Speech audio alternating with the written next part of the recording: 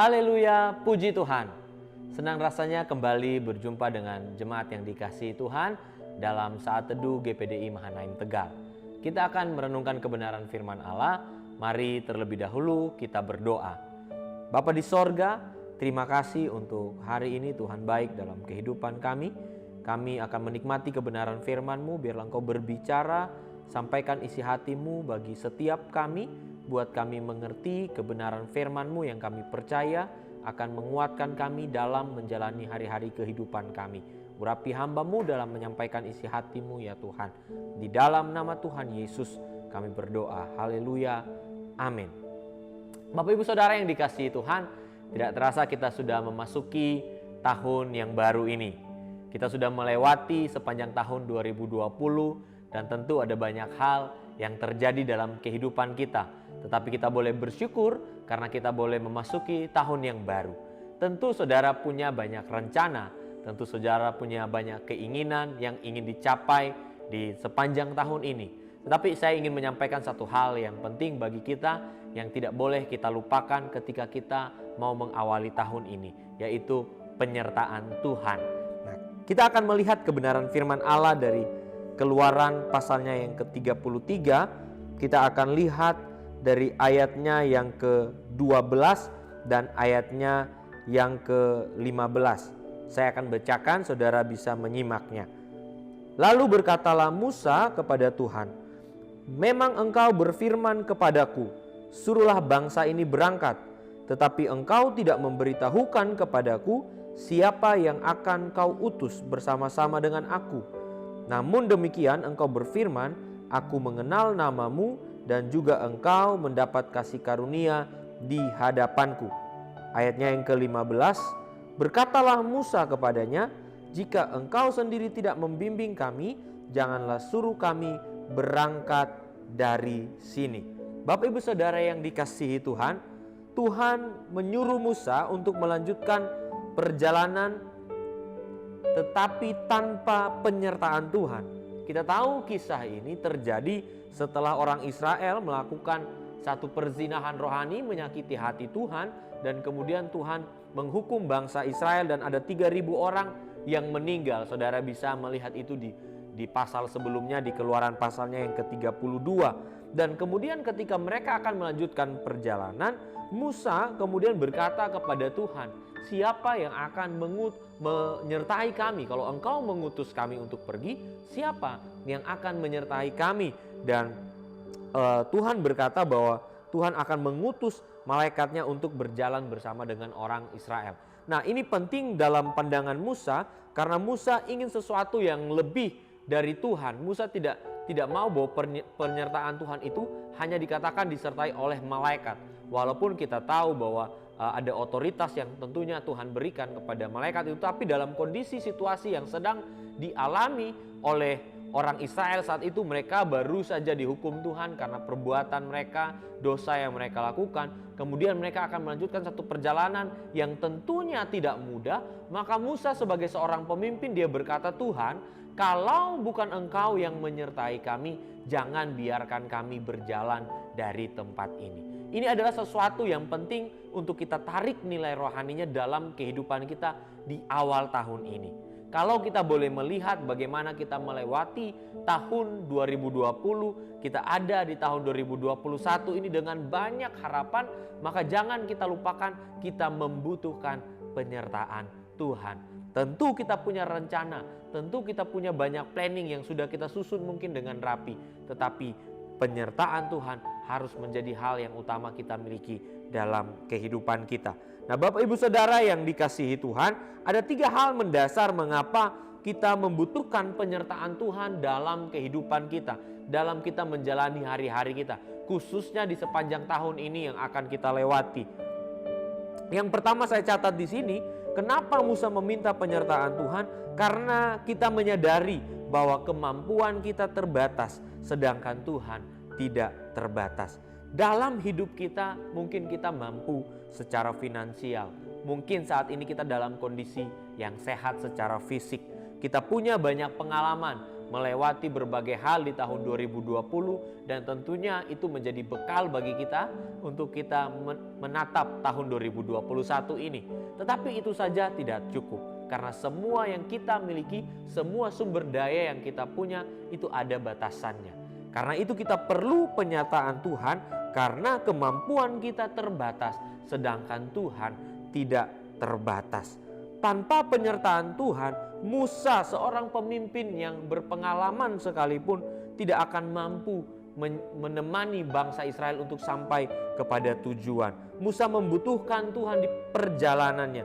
Nah, kita mau melihat dari apa yang Musa sampaikan ini. Musa sadari betul bahwa di tengah perjalanan yang menyertai orang Israel, tentu ada kesukaran-kesukaran yang akan dihadapi, dan itu hanya bisa diselesaikan oleh Tuhan. Pengalamannya tidak cukup, kemampuannya tidak cukup, dia butuh kehadiran Tuhan. Nah, biarlah kita melihat ini, memegang ini sebagai satu kebenaran di dalam menapaki kehidupan kita di tahun 2021 ini. Tuhan yang menyertai saudara adalah Tuhan yang tidak terbatas adanya. Walaupun kita terbatas secara manusia, tetapi dengan Tuhan yang menyertai kita, tentunya kita dapat melewati tahun yang baru ini dengan kemenangan. Bapak Ibu Saudara yang dikasihi Tuhan, ada satu ayat di dalam Sakaria 4 ayat yang ke-6, firman Tuhan kepada Zerubabel, maka berbicaralah ia katanya, inilah firman Tuhan kepada Zerubabel bunyinya, bukan dengan keperkasaan dan bukan dengan kekuatan, melainkan dengan rohku, firman Tuhan semesta alam. Di sini kita melihat Tuhan menegaskan bahwa kalau kita mampu melakukan sesuatu, kalau kita berhasil dalam sesuatu, itu bukan karena kekuatan kita, tetapi karena ada roh Tuhan yang menyertai kita. Ini hal yang pertama, Bapak Ibu Saudara. Hal yang kedua yang menjadi dasar mengapa penyertaan Tuhan penting bagi kita dalam menjalani kehidupan kita, karena kita mengerti bahwa hanya Tuhan yang tahu hari depan kita.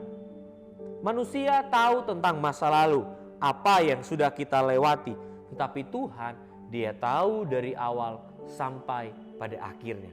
Tahun ini kita baru ada di awal, kita belum bisa memandang jauh ke depan, tetapi Tuhan, Dia sudah mengetahui apa yang akan terjadi, apa yang akan kita hadapi di sepanjang tahun 2021 ini.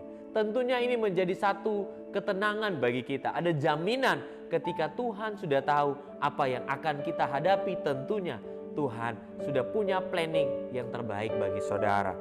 Di dalam Mazmur 139 ayatnya yang ke-16 di sana dikatakan, matamu melihat selagi aku bakal anak, dan dalam kitabmu semuanya tertulis hari-hari yang akan dibentuk sebelum ada satupun daripadanya.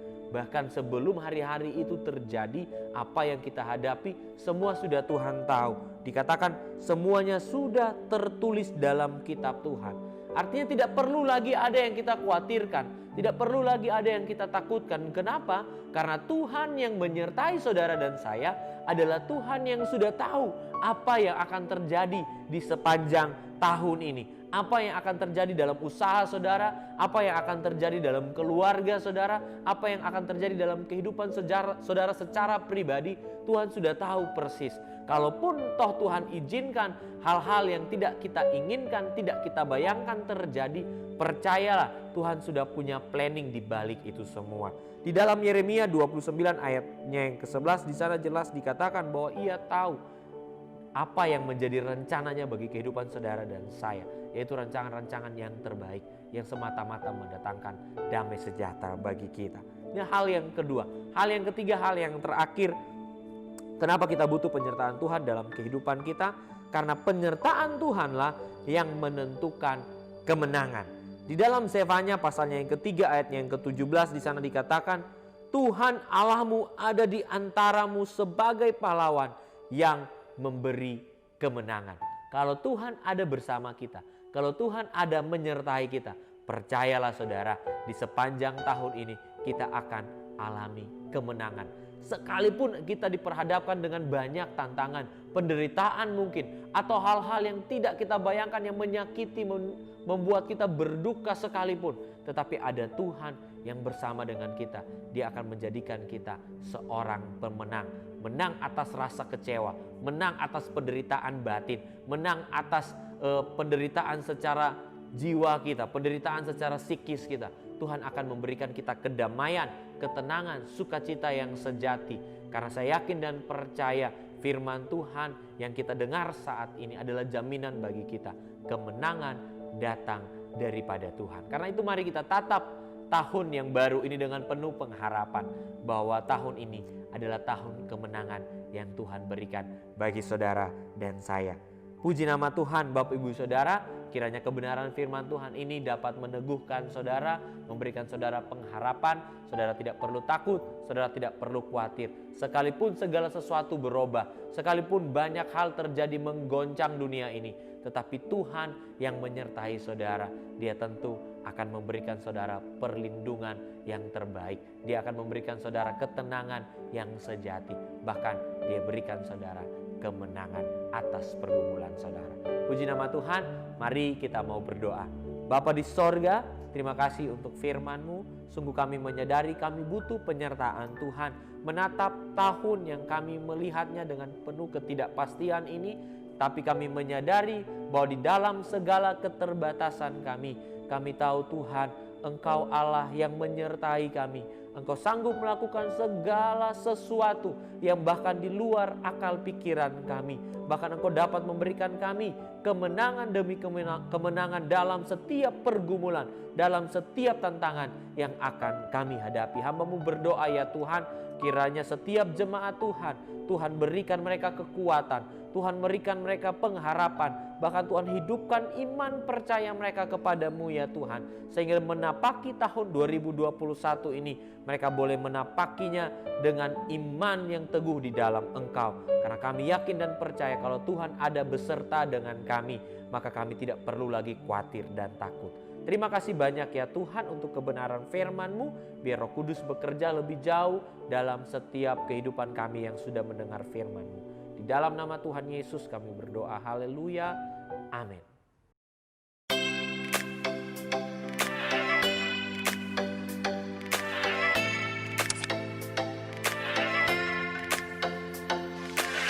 Over the mountains and the seas, your river runs with love for me. And I will open up my heart and let the healing set me free. I'm happy to be in the truth, and I